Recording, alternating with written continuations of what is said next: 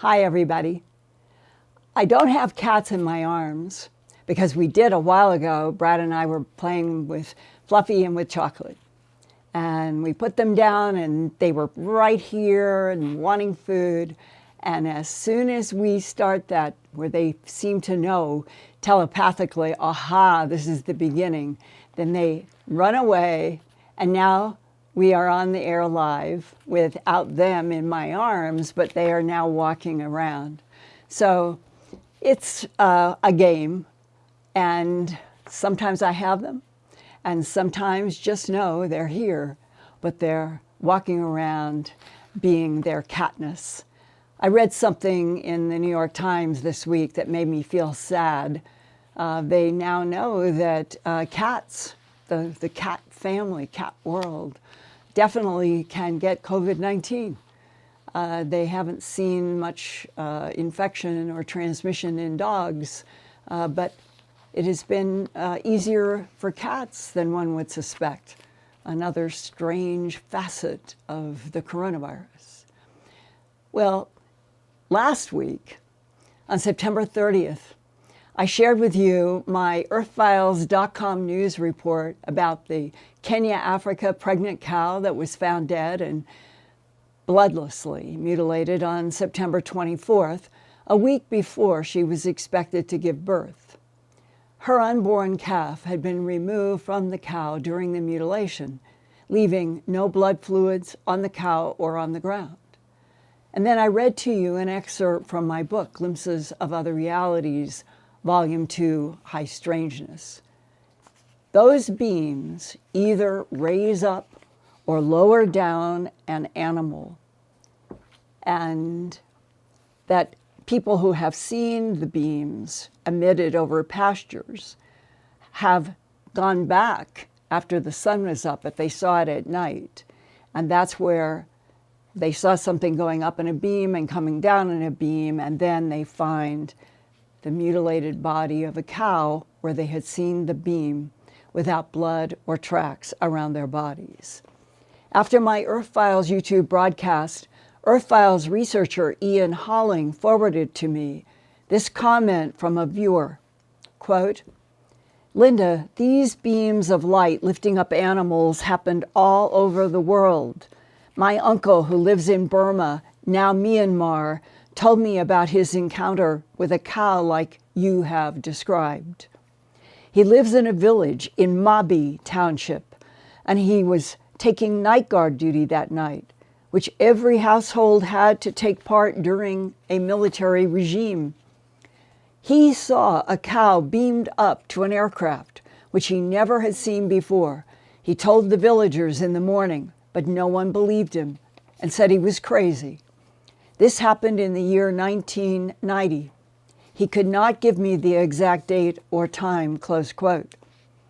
Well, I also received emails from some of you wanting to help the farmer in the Nairobi region replace this pregnant cow that was mutilated. Here is one of the emails that I received, quote, "Hi, Linda. Love your shows, and tonight's September 30th show touched a lot of us out here. Is there a way we can send you a donation for the farmer whose favorite cow was killed? You know how to contact this poor man? Can we send donations to you to send to him? If so, maybe mention that on next week's show. He might get enough to buy more than one cow and some chickens. Poor guy." From Roz Honea, close quote. And Andy Darcy in the UK wrote, quote, "Hi, Linda and team. I've just finished watching last night's Earthfiles on YouTube and was upset to hear of the poor Kenyan farmer's misfortune at losing his cow in such a horrible way. Being quite new to the scene, I was wondering if you've ever done a fundraiser or whether someone you know has done a fundraiser that you could promote. I understand there may be complex logistics in fundraising for a farmer in the third world, but maybe this could be a fundraiser for him and his community.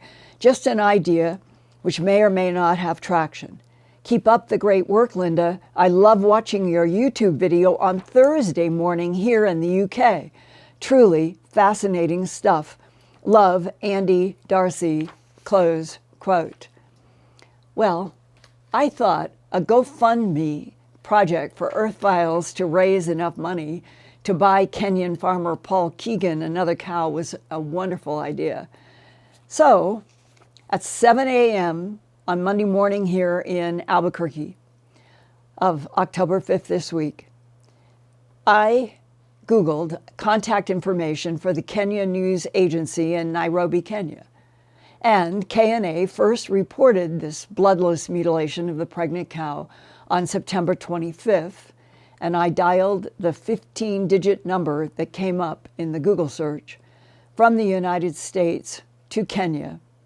And a very nice man named Perez Muchai answered in English.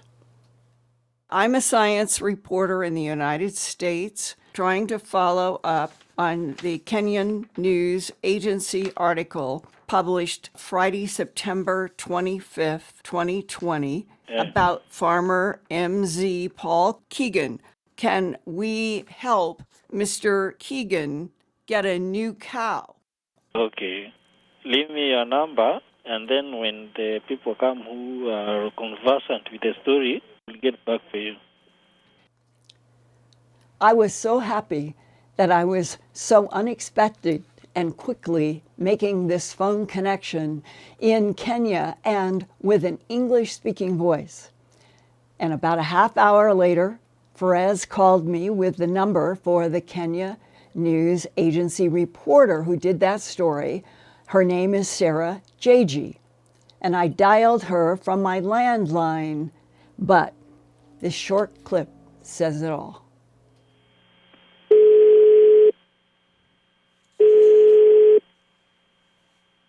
Hello? Sarah. Hello? Yes, this is me. Can you try talking right into the mouthpiece? What I'm thinking is maybe, as I'm saying. At that point, my iPhone beeped with a text message. Quote, "Hello, this is Sarah JG. WhatsApp number," close quote. And I got it. I understood. She's intelligent. She's a reporter. She understands we're not able to hear each other. And so she texted while we were still trying to reach each other saying, "WhatsApp." Well, we tried to call through WhatsApp and it didn't work either. So back to text messages. Sarah texted, quote, "I have received the phone number of Paul Keegan's wife, and the assistant chief, Madam Lily, has said she will assist me with 2 cases that happened a while back where the farmers' cows were also mutilated.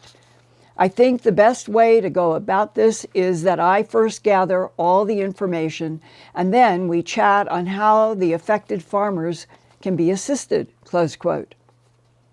So hopefully by broadcast next week on October 14th, I'll have a report from Sarah about perhaps 2 more bloodless mutilation cases in that Kenya region.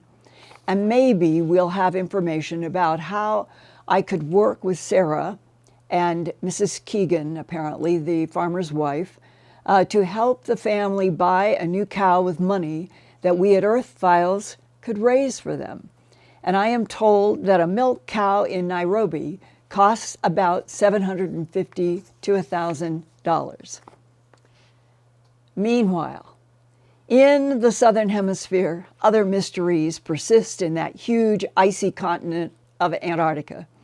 In 2018 to 2019, when I was producing my documentary, Antarctica: Alien Secrets Beneath the Ice, the Navy SEAL Spartan 1 told me that not only is the Wilkes Land magnetic anomaly, known as WLMA, and shown here in this frequency graph, it is the strongest magnetic field anomaly on Earth.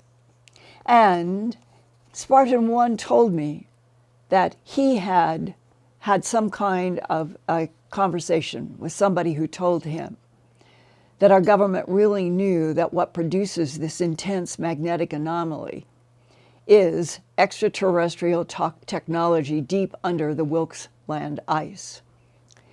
Discovered by NASA satellites for the first time in 2006. Nobody knew about this before then. It stretches for a distance of 151 miles across and has a maximum depth of about 848 meters, which is about half a mile. Antarctica is melting faster than ever. Its melt rate has tripled over the past 25 years. The Antarctic ice sheet lost a gigantic 3 trillion tons of ice between 1992 and 2017. And at the beginning of this year, on February 6, 2020, NASA's Earth Observatory reported, quote, Antarctica melts under its hottest days on record. All that melting has provoked many people to start looking more and more closely at newly revealed land in Google Earth ground images of Antarctica. One place in particular is along the Wilkes Land coast, marked here as strange structures in East Antarctica. Also in that region is the WLMA, the Wilkes Land Magnetic Anomaly. Further to the west is the American McMurdo Base on the Ross Sea in the lower left, and in the upper left of the map is the South Pole. The strange structures are clustered at the same latitude and longitude, and you can see those red lines underneath each. Those mysterious structures include what looks like roof coverings over something deeper. The map was produced by retired U.S. Navy Captain Mark Wood to study the strange structures to see if he could learn more about their sizes. Captain Wood served as a navigator communicator, tactical coordinator, and mission commander in his 25-year U.S. Navy career. We are going to begin with the bottom of the list of latitudes and longitudes underlined in red. And that one is a structure labeled on this map as semi-elliptical-shaped cavern roof that I'm also calling an oval lid. It is 66 degrees, 16 minutes, 24 seconds south, and 100 degrees, 59 minutes, and 4 seconds east. I realized that there was a dark shadow on one side of this object, which definitely shows that it is above the ice sheet underneath it. And the dimensions on this, it's not circular.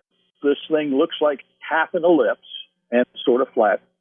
And it's about 60 feet out from the ground that you can see it attached to. And it looks to be somewhere between 10 and 12 or 10 and 15 feet off the ground based on this shadow you can see when you orient this image correctly. If this was a full ellipse, it would be 120 feet by 60 feet. We're seeing half of it, so we're seeing 60 feet by 60 feet. This appears to be a roof-type structure that's covering something we can't see, perhaps the entry into an underground cavern. Back at our map, where several strange structures are near the same latitude-longitude, you have another anomaly 42 miles from the ellipse roof that is labeled Artificial Appearing Cavern Roof. It's at 66 degrees, 36 minutes, 11.03 seconds south, and 99 degrees, 43 minutes, 13.24 seconds east. Yeah, the oval lid, I'll call it. It definitely looks artificial. It's a smooth surface with some molded ridges on it, and there's no doubt that it's covering up part of a cavern. And when you rotate it around, all of a sudden it jumps at you that this is some sort of an artificial covering to go down into a cavern, and you can't see how deep it is. You can see the dark hole next to the ice and snow by the entrance. And you could speculate that if it's 42 miles from the oval lid covering up something underground, that this whole area, the 42 miles from the oval lid to this sort of rounded, raised lid, it could be covering a huge underground base. It could very well be with multiple entry points. Let's go back up to the pin where you have octagon-shaped berms from a YouTube video. We have been looking at these sort of octagonal patterns for about 2 or 3 years, wondering what they are. And now you've got a location that appears to tie them to these lids. Yes, photographs of 4, 3 that are close together and 1 a little bit further away. And they appear to be artificial, I'll call them berms or trails in the ice and snow that form the shape of an octagon. The trails go from an inner circle to an outer circle in all the cases, and it appears that the inner parts of these are uncovered. There is no snow or ice next to them. So all I can think of is that there's some sort of a protective berm for wind protection or something else that has identified an area where something has gone on or is going on. Why do you think, like this one that you sent me, it has very clear demarcation lines? It is as if a pattern were superimposed in this snow and ice. It's got me baffled. It appears to be that somebody has made some sort of a circular design on the outer diameter and then made an inner circle, but there were connecting lines in between the two. Mm-hmm. But it's definitely an artificial group of lines. 2 years ago, I think we had one of these. Now we've got a photograph of 3 in one and a separate one, so that's 4. Right. These are 14 miles away from this oval-shaped group that we've been identifying now here recently. They are located in Wilkes Land, and they run sort of parallel to that coast, 60 miles in from the sea. The images that we have are from 2006. There are no new images of this area. The newest images that are shown on Google Earth are 2006. So we're looking at ice that's 14 years old. Can we get any current images today? No, because when you start to zoom into this area and get the most recent image that shows these things, it's a 2006 image. And there are no newer images that are listed on Google Earth for this area. Doesn't that mean to you, Mark, with your background as being a Navy captain, that this is evidence of deliberate, whether it's somebody telling Google or telling NASA or whoever, a deliberate policy to keep current images of a place like Antarctica from the public? Oh, there's no doubt in my mind that there is some type of government intervention in what Google is allowed to see. And if you consider that most of the satellite imaging that they use comes from government satellites, then the government basically can give them what they want and keep from them what the government wants. Now, the question is, are there commercial satellites that have the resolution, that have data that's newer than 2006 of these areas? And that I don't know, because we all go to Google Earth when we start to look at the Earth's surface. The maps have been manipulated, but the ice is melting, and there may be more and more revelations in spite of policies of denial in the interest of national security. Yeah. Well, we both know that Antarctica is locked down more than the Pentagon is. Obviously, somebody has a reason.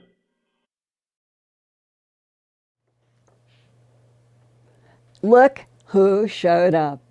He came right up onto the piano bench in front of me and definitely wanted to sit here, so I thought I will just hold off some somewhat serious comments that I have to make about Antarctica more and let Fluffy join us while I remind you that tomorrow night there is a virtual AlienCon conference. It starts at 5 p.m. Pacific 8 p.m. Eastern on the aliencon.com channel. This is an arts and entertainment production for American residents only this time around. They hope to do more of these in the future, and maybe they will expand beyond the United States. I'm going to be a panelist with my UK colleague Nick Pope and Caroline Corey. The subject will be abductions. It should be an extremely interesting program. Hope that you will join us. And I'm going to put this little guy down. He came, I'm so glad he came on his own. There you go, Fluff. Because what I wanted to add to what I think is important, I think that these objects, whatever they are, that are being found in Google Earth, I think they do have something to do with an alien presence at least 2 miles or 3 miles down beneath the ice in Antarctica.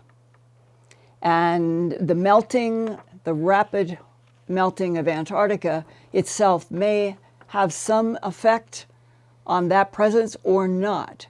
That is another interesting question mark. And that relates to last week, I quoted from an unknown source of, as I have been learning more about this anonymous PDF, which is not journalistic because I don't know the sources. But it says it's Majestic 12, and I've been told it's an assembly of tweets, some 700 pages. That would explain the strange 2 columns and a lot of the repeating material like you would find if you were printing out material from emails and tweets. And that the reason that I shared that one piece with you last week is that it had in print for the first time something some of us have discussed before, but it was the first time that I'd seen in print allegedly from some internal knowledge of people working in some government capacity, that the reason that Antarctica is off limits is because the alien intelligence doesn't want to have anything to do with Earth's surface life. It's a different angle to look at this. And in thinking about that, I wanted to, because some of you have not been in conferences where I've shared this particular information. This may or may not be new to some or a lot of you. Separate from Spartan 1 and Spartan 2, going back to 2017, I had the ability to talk for a period of time with a man, also a Navy SEAL, who has been in Antarctica, in those hallways that Spartan 1 drew and discussed 3 times himself. And because he's still in a sensitive position having to do with being commanders of teams, he does not want to do anything public and has not agreed to participate in anything public. But he told me something that is significant and may or may not relate to some of the advanced technology that is deep under the ice, that may or may not explain the strange Buzz Aldrin tweet in December of 2016 when he went to Antarctica, and then the news was that he was medevaced out, and then he had a tweet that came and said he had seen the face of evil. And everybody is puzzled about that, and some people have tried to say it was a joke. Others have tried to say it was not a Buzz Aldrin tweet, but that was contradicted by people who said that it was. There may be an in-between twilight zone here. The Navy SEAL, back in 2017, told me that because of signals that have been being picked up by satellite, electromagnetic and magnetic, like fans of signals, that he was tasked to go with a group of men.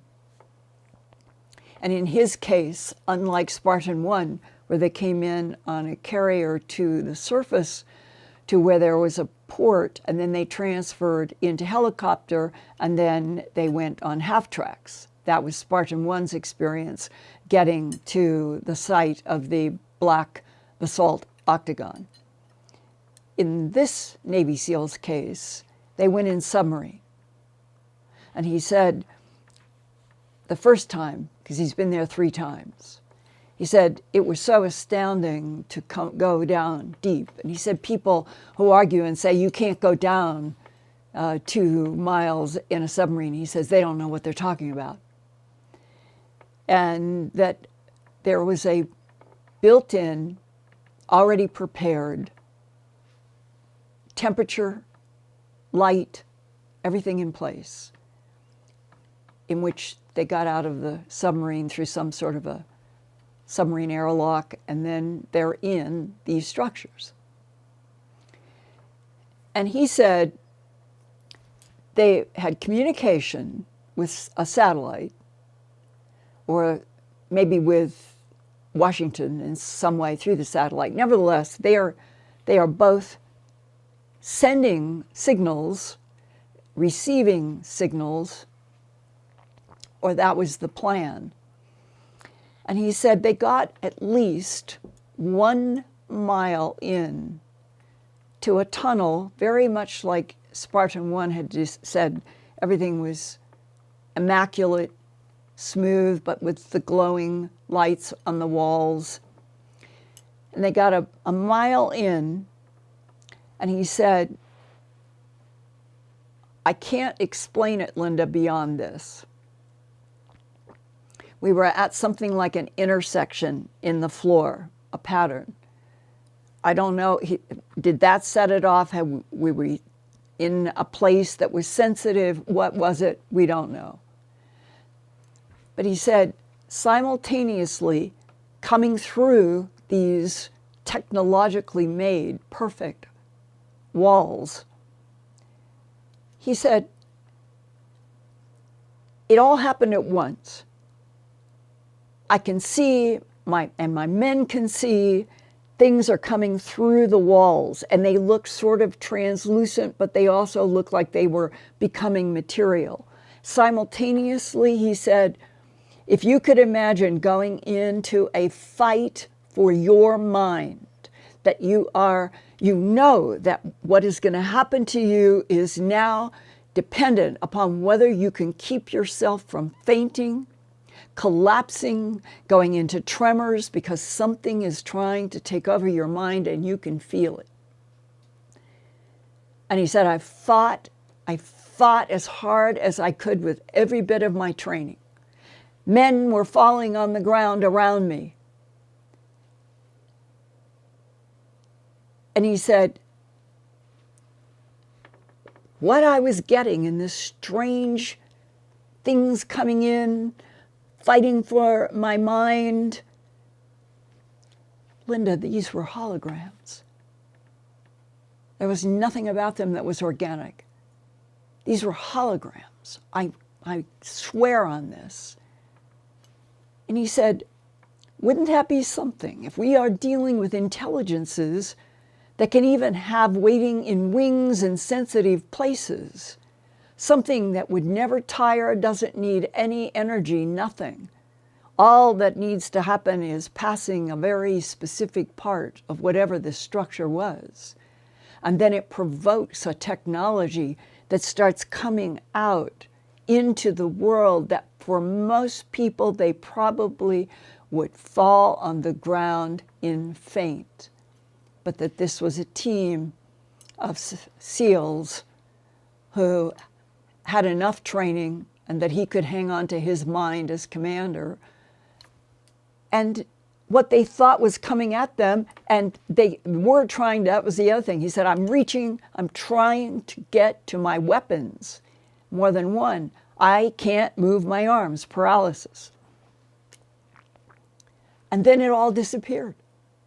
which reinforced again his first gut sense, I'm seeing slightly through whatever this is. They must be holograms. If Antarctica, going all the way back to Pangaea, was tropical, warm, had dinosaurs, went through 70, 80 million years, constantly moving south to the South Pole in Antarctica. Did that long trek, did it end up where it is? Because there were other intelligences monitoring, surveying, harvesting, terraforming from Earth in competition with others, and they chose to cover themselves up with 2 or 3 miles of ice in the South Pole of Earth, is the mystery of Antarctica's long ice after hot tropical climate. Because that's the way an advanced intelligence could hide itself and its presence on Earth and operate from 2 miles, 3 miles down in ice, interacting with the surface any way that it wanted, but we would never, ever be able to interact with it based on our own planet. So I've heard variations around those themes. That's the most focused and the most vivid that anybody has ever relayed to me, this Navy SEAL who had been there 3 times on missions. And the issue of holograms. I have been told for years that what we are dealing with in terms of very advanced intelligences, that their interaction with us, camouflaging from us, doing what they want to do behind holograms that the human mind cannot discern from the world around us, invisibility, masters at invisibility and shape changing, and being able to neutralize gravity. Little instruments that neutralize gravity to their craft that neutralizes gravity. And in the work that I have been doing for the last 4 decades, as I have been exposed more and more, and now we are discussing first-hand military intelligence interaction with something intelligent enough to be able to create, I guess what you would say, infinite guards, somehow housed inside of the matter that the walls are made of, that can react and for the most part intimidate anybody who would try to come in there except for US Navy SEALs. It still seems to me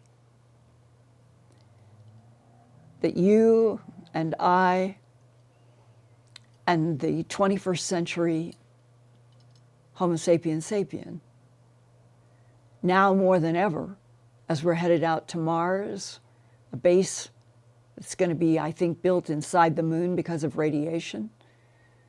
We're becoming solar system-wide. We deserve to know everything. We deserve to know what's 2 miles down in Antarctica, what's in caverns deep below the surface of the Earth all over the place, what's inside of mountains in the Himalayas. We all deserve to know, even if the power brokers will always stand behind our secrets were in the interest of national security. The problem is that ignorance for the entire human population weakens us. If we have ever, all of us, understood everything, it might change the world in a positive way. So, from the deer farmer in Nairobi who lost a cow to what I think is this phenomena, maybe we can help him.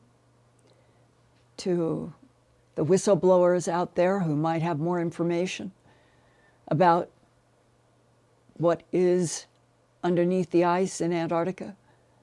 I would love to hear from you in whatever safe way that you feel that you can communicate. And Peggy, on that note tonight, I welcome everybody who is here on a night where politics are sort of breaking into our normal routines in a constant basis. So I'm happy for the generosity of people who are here tonight and very eager for comments and questions. Hi, Linda. First, I would love to thank everybody for their super chats. So thank you, Demonic Quartz, Moonbird, Eric Eckerly, Jeffrey Rizzo, Tamara Terry, Dr. Susan Brooks, Mama Sabe 1W, Mylene 69 2010, K.E. Jennings, Isabella Pachetti, Leslie Hosking, and Wells 5150. Thank you, everyone. Golly, yes. Thank you, thank you, thank you. I think there's a great first question. We've had a couple people ask tonight, have you ever thought of booking a research trip to Antarctica? Well, I've talked with a lot of people about how that could be done. And everybody says the same thing, whether they are a military background or not. Yeah, Linda, there are cruises. You can get into McMurdo. You can get out alongside of the coast. Nobody, without the approval of the National Science Foundation, that is under the operation of DARPA, NSA, CIA, Geospatial, all of them, nobody is going to go to Antarctica and say, oh, I got a latitude and longitude I want to check out. Hey, would somebody take me up to the Beardmore Glacier? Yeah, do you have any way for us to climb down into these black basalt octagons that we've heard go down 2 miles into what might be extraterrestrial civilization? That's what it would be like in the straightforward, honest world I would love to live in all the time. But it's not going to happen in the world that we are currently living in. It's so, in other words, being able to do investigative journalism, where as all of my work has always been driven by me being able to travel, interview, research, talk with whistleblowers, go where I needed to go. You could get to the area of Antarctica, but you wouldn't be able to move around freely. So, as Captain Wood said, Antarctica is locked off more than the Pentagon. So that's why. We kind of can study it from afar, but getting there and actually being able to investigate this, that's a whole different level. But I'm open to anybody who wants to talk to me if they know some other way. Next question. Am I up and running this time? Oh. I know, Brad, Hopefully here, I can hold. Yeah, Brad is so good. He's managed to go from the speaker that doesn't work to handing me this cell phone. And so now I can hear you. Okay, great. Another question along the lines of Antarctica. A viewer would like to know, could you explain the Nazi connection to Antarctica?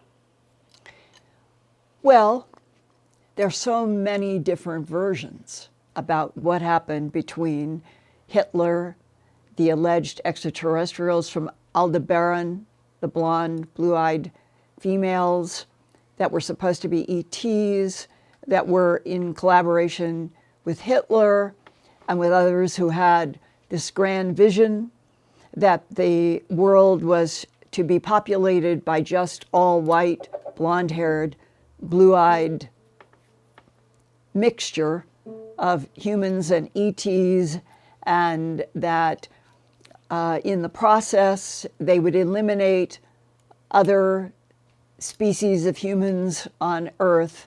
And this was sort of Hitler's grand box. So it's the Aldebaran ETs, blonde, blue-eyed. If you go to William Mills Tompkins, who worked for the Navy for several years, he passed a couple of years ago. He has, I think, 1 or 2 books out through the work of Dr. Bob Wood and his son Ryan. I interviewed William Mills Tompkins for 5 hours. We went through a lot of subjects related to what he was learning when he worked for the Navy, starting as a teenage to college years, because he had a gift. He had the gift that was found when he was a child, that he could look. He could look at machines, he could look at cars, he could look at boats, he could look at airplanes, and then he could sit down and draw everything to scale. That's how he ended up with the Navy approaching him to do scale models. And according to him, he sketched scale models of all kinds of UFOs that the government was secretly and privately showing him for scale models, meaning that from World War II on, our government was actively trying to understand what the advanced technologies were, and this was one of the people that they had working with them.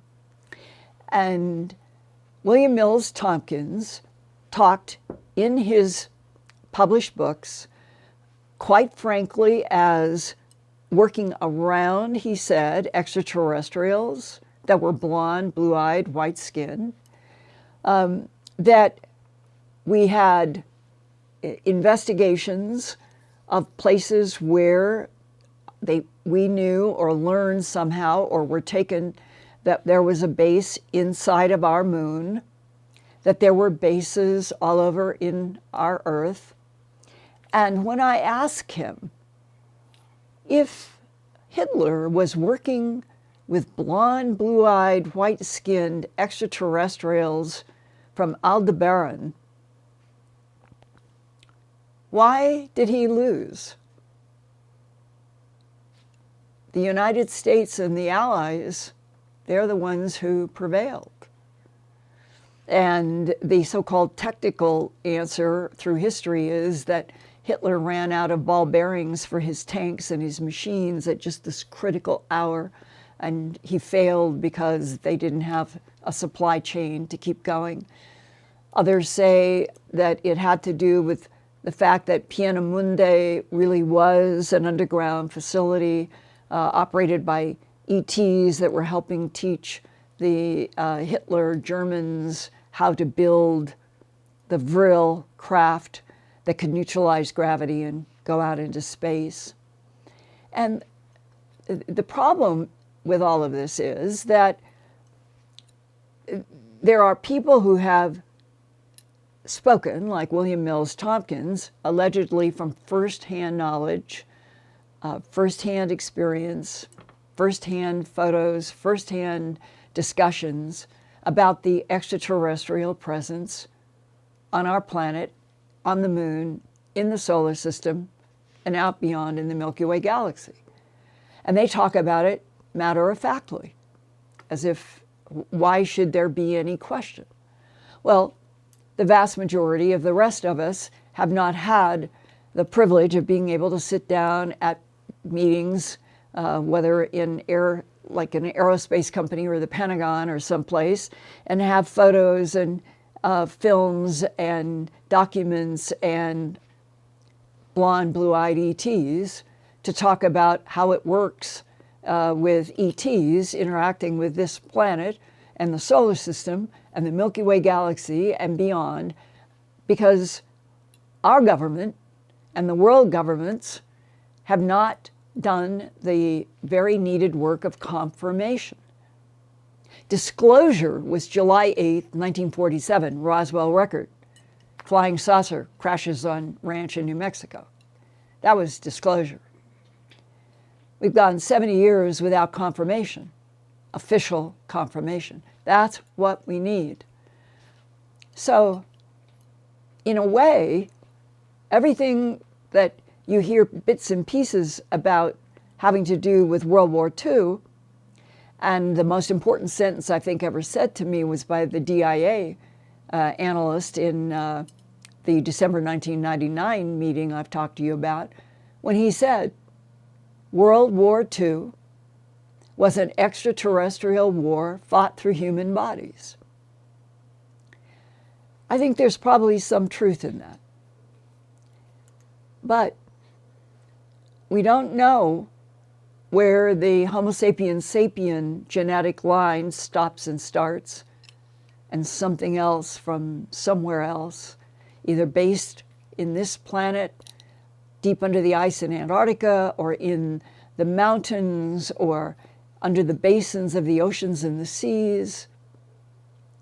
How much of surface life is a genetic echo of them? And that goes to the biggest box of all. If World War II was an extraterrestrial war fought through human bodies, and Hitler is allegedly one of those human-looking bodies who wanted to eliminate some of the human population and populate the Earth with the blonde blue eyes, then when we look at the whole bloody history through the lens from 2020 looking back to the 1940s and the end of the war in 1945, it seems to me that something else was at work that is unnamed, unknown, but something was working in what we'll call it the conflagration of World War II that included the first explosion of an atomic bomb in a test down in White Sands Proving Ground, and then the two bombs dropped in Japan. And another military source told me back in 1989 to 90 when I was working at CNN on an environmental show called Earthbeat. He knew about my work in mutilations, and he said, I'd like to sit down and talk with you. And he was visiting Atlanta. He was just visiting CNN, but he sought me out. He'd been a long time military pilot and then some kind of civilian pilot.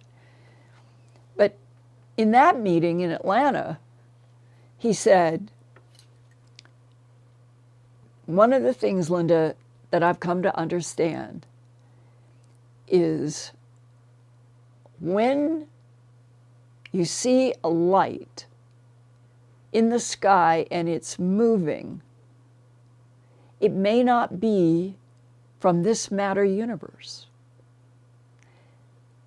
It probably is a tear in the, he called it the invisible or the membrane, I think that was a word he used, between this universe and another dimension. And that so that not all things moving and glowing in the skies were matter craft. That some could be tears, this was his word, could be tears in the electromagnetic membrane between this universe and another.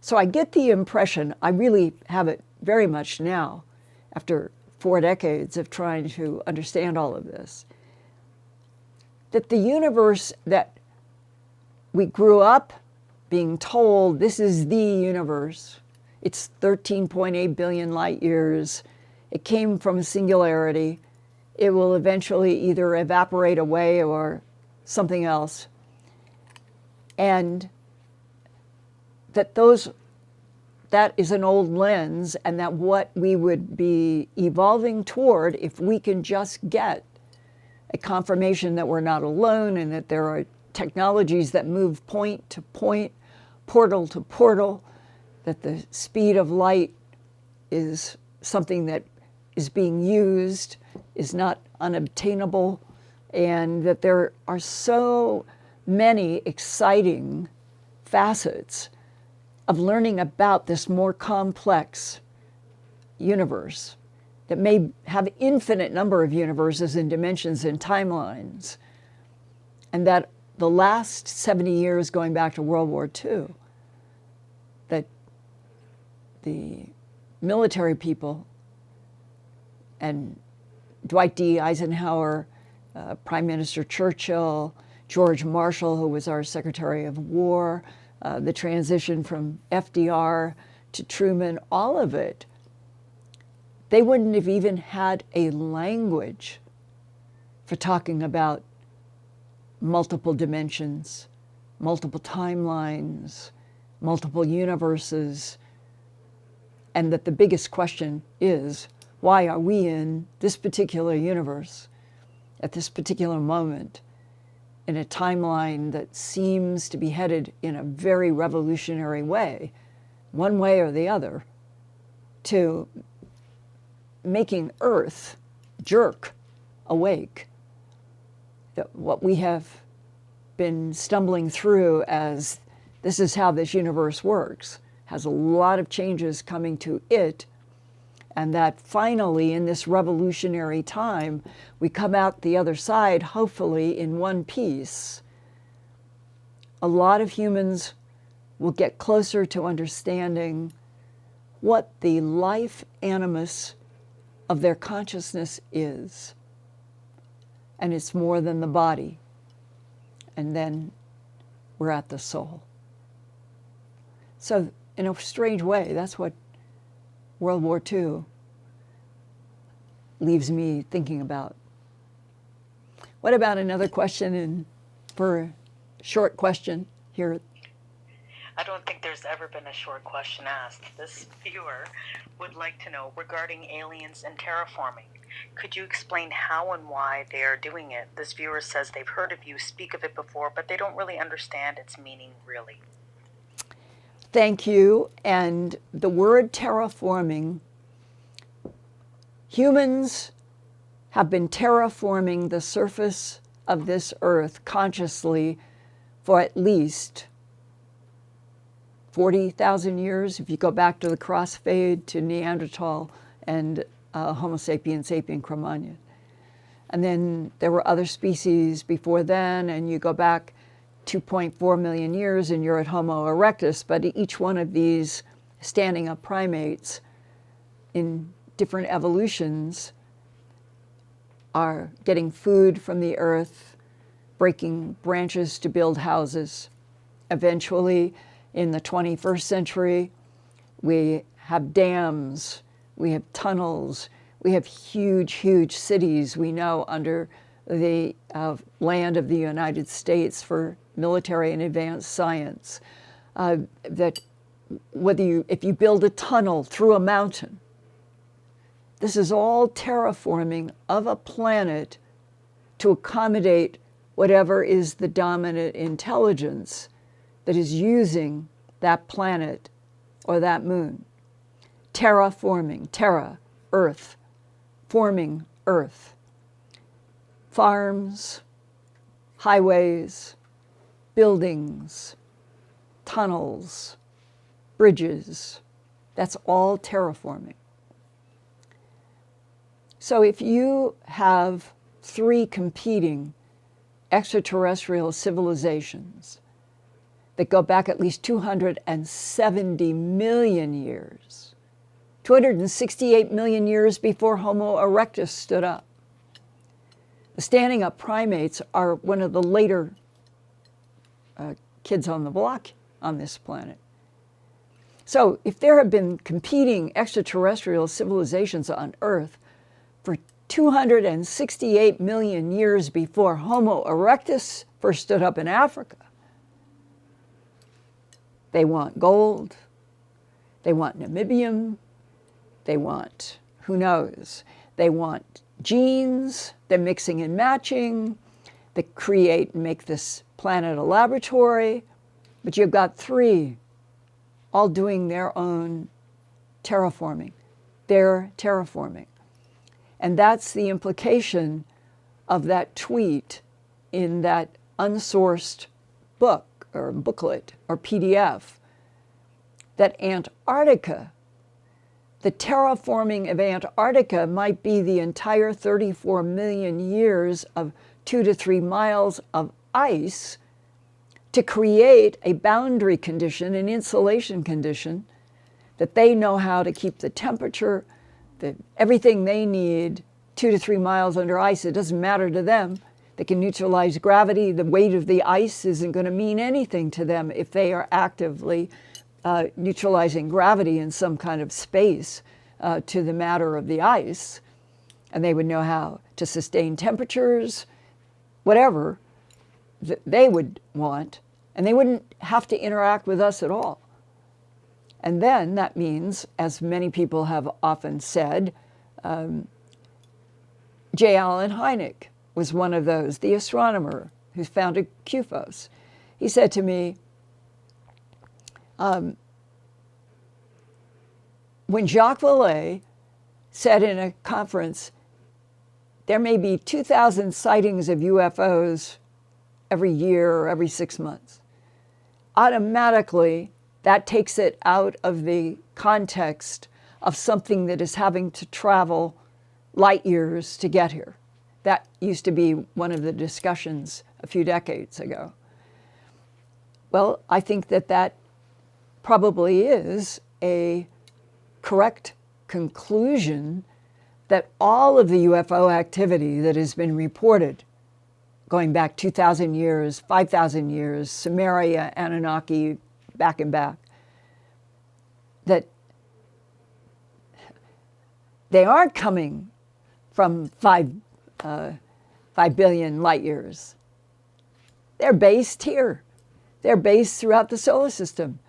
They're based at Sirius. They're based at Zeta Reticuli 1 and 2, Epsilon Eridani, all over the place.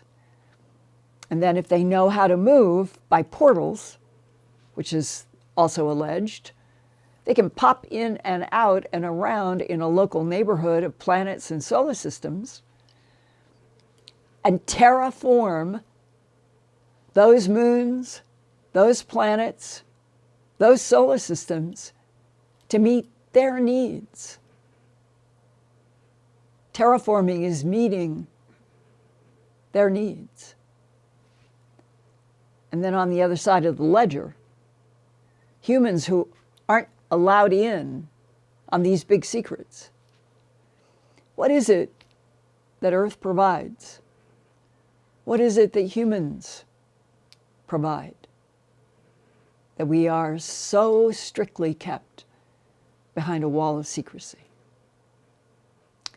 Well, I'll tell you, you guys, I know from your emails and your letters, you really, really are getting out there. You really, really seem to me to want to know facts and truth. And so do I, and I'm glad that you're here and that we can come together on Wednesday nights. And I look forward to sharing something special with you next week. I know what it is. And I will see you then. And digital hug.